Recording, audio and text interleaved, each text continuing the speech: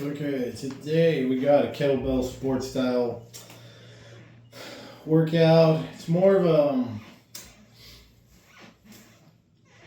kind of a pseudo challenge. Basically, I'm doing the 3 lifts with for 10-minute sets. Yesterday was a bit of a higher intensity session. The one before that was a little higher intensity. This should be kind of chill. So it's double 12s today. Okay, so I got a 3-minute warm up here before the thing starts. Gonna do long cycle first because I feel like it's a good one to warm everything up. That's for 10 minutes straight. And then I'm going to put what I think is probably the more difficult one in the middle. That's going to be the snatch, the half snatch. And then I'm going to finish with the jerk. 5 minutes between each 10-minute set. So the work ratio is 2-to-1. Reps, I don't really care about the reps. I'm just gonna, my mentality when it comes to reps for this is as many reps as possible in the allotted time, which is not how you're supposed to do it. But again, it goes back to my thought process. If you're trying to do a competition and you have a rep goal in mind, let's say 12 reps a minute, but your training pace is 15 or 16 reps a minute, and you're going as fast as possible, you're probably going to be fine. So yeah, we're just going to do this. The reason I'm kind of going more in on the lighter weights is because when I actually watch a lot of the kettlebell sport, most of their training is lighter weights, relatively speaking. So, like even like Denis Vasilev, he does a lot of work with 16s and 20s. Okay? So, I'm probably just trying to push the heavier weights too much for this type of shit. I'm not doing much of a warm-up here because I'm going to go into the long cycle and it's only double 12, so that'll be my warm-up functionally.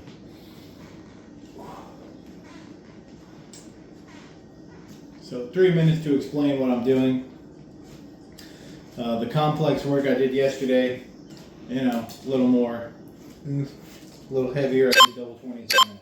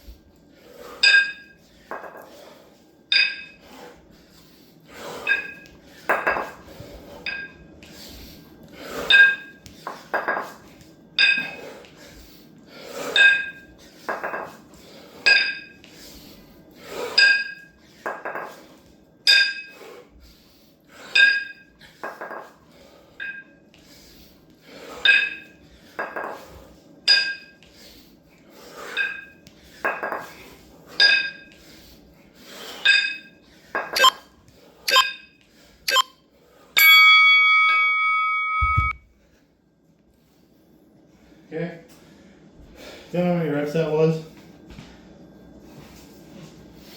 If I had to ballpark it, say about 140. Now,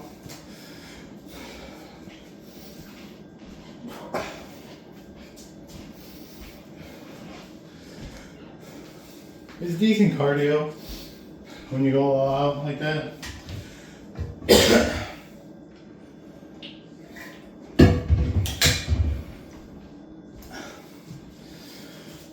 I am a bit nervous for the half snatch because that is just a more difficult movement. Plus, it's one that I have not been training quite as much. I did the 2 5-minute sets the other day, and that was done after the clean and press work though, the 24s. So we'll see how it goes today. The other issue that I have is the left arm and hand, really. On those longer sets with that weight, left hand tends to go a bit numb. I don't know why, because the other night I did, for my primary work, a 6-minute set with the 18s, the double 18 bells, of 2 minutes of jerk, 2 minutes of long cycle, and then 2 minutes of double half snatch. And then I rested a couple minutes and did a 3-minute set, so 1 minute of each. And that was after 150 reps of gladiator warm-up sort of thing. So 3 rounds of the gladiator complex that I like. And I got 42 reps of the jerk in the first 2 minutes, and then I hit 27 reps of the long cycle in the 2 minutes in the 6-minute set, and then the snatches were around, I think it was 43, 44. I didn't write that one down. I was cooked by the end of that. So I did a couple hundred, I did 100 plus reps of the 3 with that weight. But the 10-minute set with the double snatch does make me a little nervous.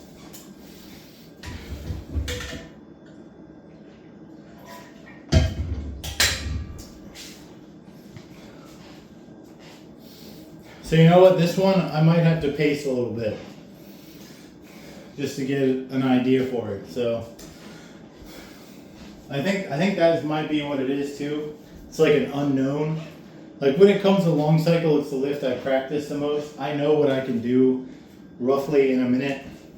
So I don't need to actively count to kind of like know where I'm at.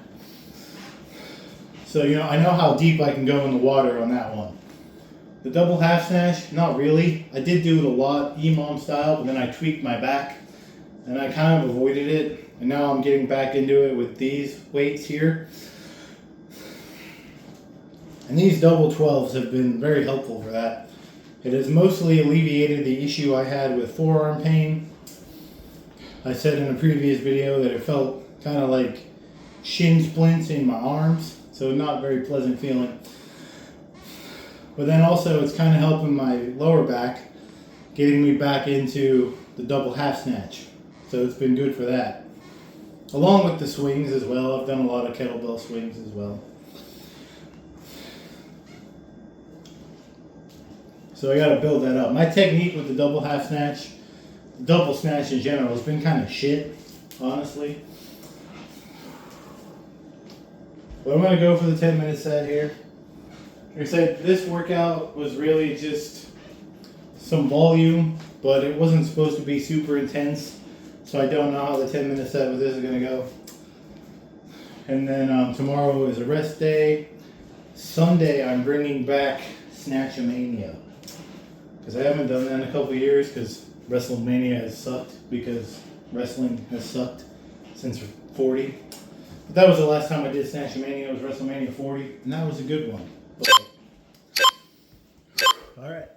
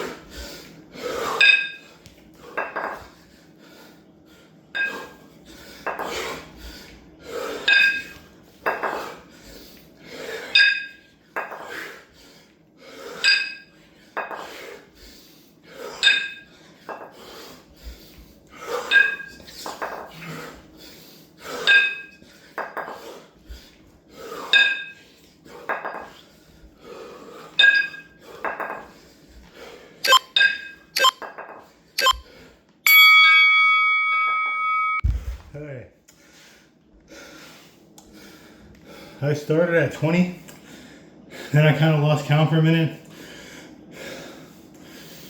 So I'm gonna say that was around 170-ish reps there. Because like I said, I was trying to pace myself and not burn out. But that definitely felt better than the 5-minute sets I did last week after the clean and press work.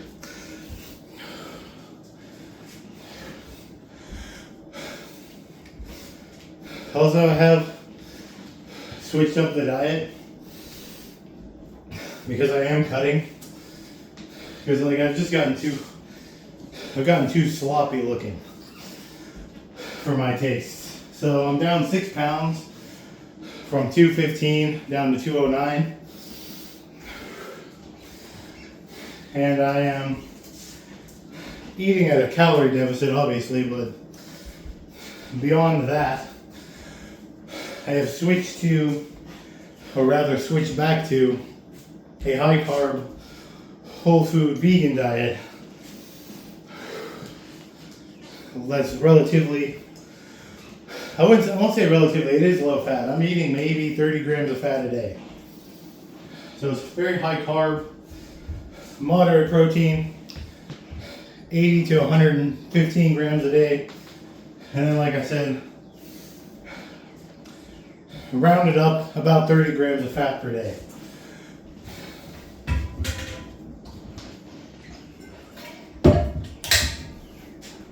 The reason being, one, eating a lot of fatty foods, even if it's like good foods like eggs, just really bothers my stomach.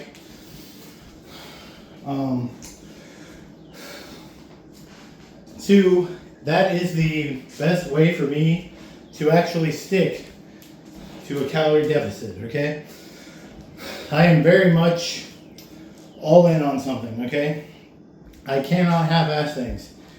If I say to myself, okay, I can eat this thing that's relatively healthy, but I can't eat that thing, it doesn't stick for me. Like if I don't have the guidelines of I can't eat any of this stuff because I'm vegan, then I don't eat it. If I have those guidelines, I don't eat the food. But if my mentality is, oh, I'll just pick and choose, and then once in a while I'll have a cheat meal, I go off the rails, and then I get it up into the 200s. The low 200s, but still. And yeah, I can basically eat whatever I want and stay around right between 215 to 225 pounds. I don't generally go beyond 225, but I want to get leaner. So I need the guidelines of a whole food, high carb, low fat, vegan diet. And then I stay right where I'm supposed to. And then I lose the weight, and then it just works for me. So yeah, that means I have to give up pizza pretty much. But that's a good thing because it kind of hurts my stomach anyway. And then I look fat and doughy, like the pizza. Now I eat a thin crust pizza that's got a nice crunch to it, you know. But still, I'm refraining from anything like that until I hit at least 205 pounds. And then I might allow myself to have a pizza that adheres to the vegan criteria. And I don't eat the fake vegan meats or cheeses or any of that shit. I don't eat any of that. Mainly because I feel like it's disgusting. Okay.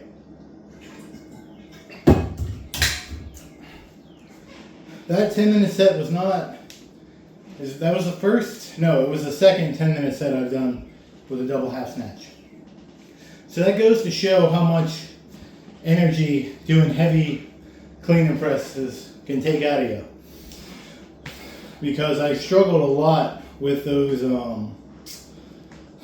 5-minute sets I did the other day after the clean and press work. So heavy clean and press, good lift.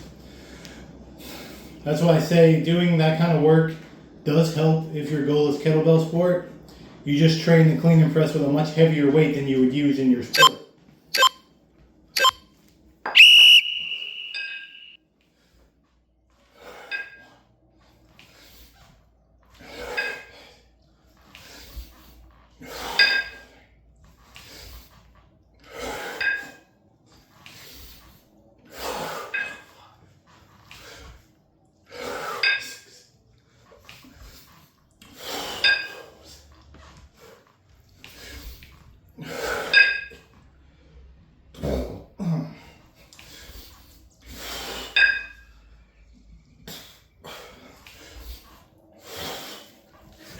I'm not gonna lie, I'm not really feeling the jerk.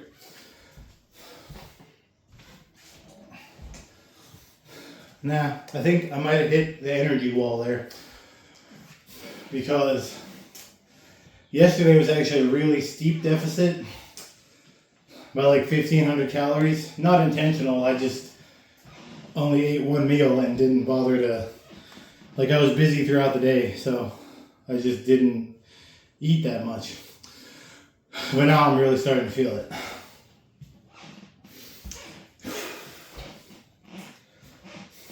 All right, I'm gonna wrap it up there. I completed I think I knew I would get the long cycle. I've done a couple half-hour sets of long cycle. One of them I recorded. So that's on the channel if you don't believe me. The double half snatch is what I really need to focus on with these bells. So I'm about done with the long cycle phase with these. It has conditioned me. I got from it what I wanted for the long cycle. The next step for that would be double 16s, or I could keep grinding the 18s and the 20s. But I feel like if I could get to a 10-minute set with 16s at a minimum of 120 reps in 10 minutes, I feel like that would do wonders for the other weights. I could also just focus more on clean and press. The problem with just focusing on clean and press is that it doesn't train the endurance aspect of sport. Coach Michael from the YouTube channel Gearvoy Sport Education calls it special endurance. And I would have to agree, because the type of endurance to get through long kettlebell sessions, especially double kettlebells, is quite a bit different than like gym endurance. Like you go to the gym, you lift weights, and then you take a rest. You take 2 to 3 minutes of rest, and then you do it again. It's a totally different type of endurance. And it's a different type of endurance from running, which I have done both of those things extensively in the past. The type of endurance for kettlebell sport is really unlike any other type of training I've done. It just requires a different type of endurance. And doing a lot of clean and press, even EMOMs, with heavy weight. I mean, unless it's like so astronomically heavy, you're basically a strongman competitor. But like double 24s, double 28s, I would say even double 32s, it's not going to have, it has some carryover to sport, but it does not have that type of endurance component to it. So you can't just rely on those. You do have to actually perform the sport lifts and do a lot of reps and time consecutively. So yeah,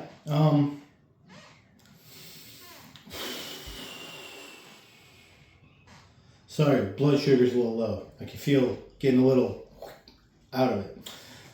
Like I said, yesterday was too aggressive on the deficit. Unintentional, but still. I've been eating around 2,500 calories a day. Yesterday, I barely hit 1,800. So quite a significant deficit. Like 700 on top of the already 1,000 calorie deficit.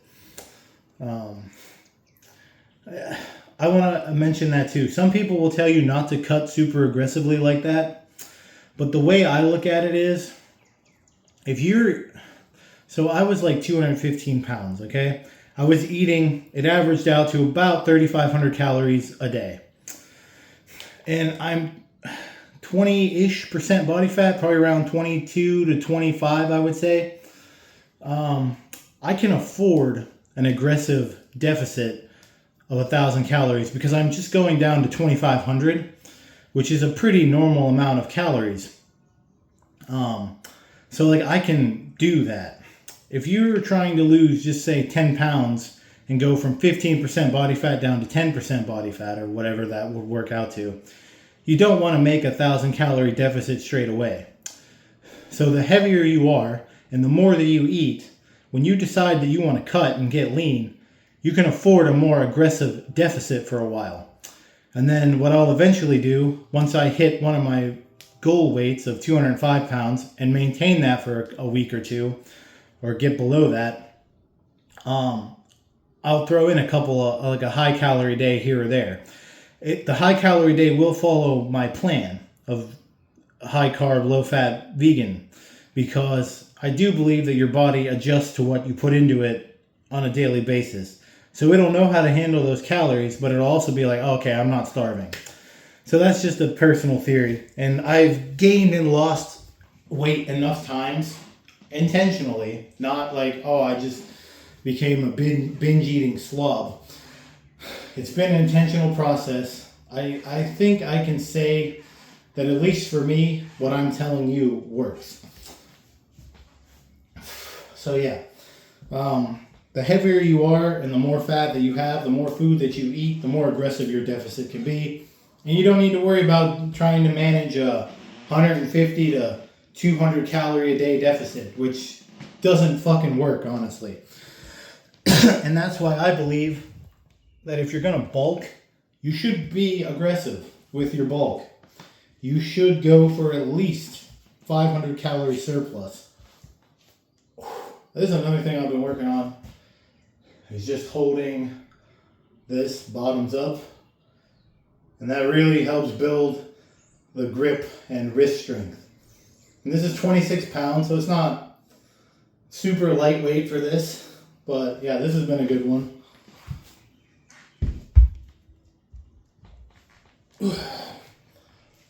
The right hand is a bit better than the left. That is due to being stabbed through the wrist by a box cutter. That was an interesting experience because blood was shooting everywhere and dipshit customers were still stopping to ask me for directions. Alright, anyway, that's kind of the wrap up here. Sunday I will record Snatchamania because that is an event. Peace.